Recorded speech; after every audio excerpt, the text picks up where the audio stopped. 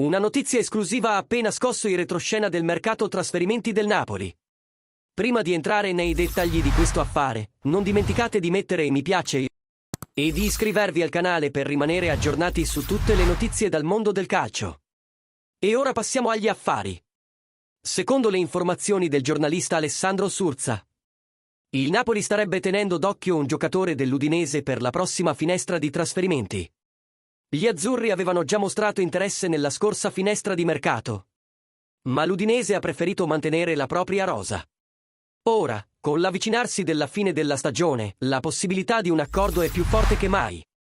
L'obiettivo principale del Napoli sarebbe il 24enne difensore sloveno Jaka Bijol, che è stato un elemento chiave della difesa dell'Udinese.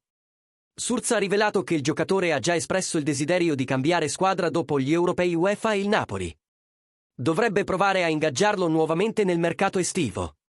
Il giornalista ha anche sottolineato che l'Udinese, nota per la negoziazione dei suoi migliori talenti, non ha urgenza di vendere, ma potrebbe accettare un'offerta allettante. Oltre a Bijol, un altro nome che potrebbe essere nel mirino del Napoli è quello di Lorenzo Lucca, un attaccante che sta attirando l'attenzione per le sue prestazioni in Serie A. Credi che Bijol possa essere una buona scelta per rinforzare la difesa del Napoli? E Lorenzo Lucca?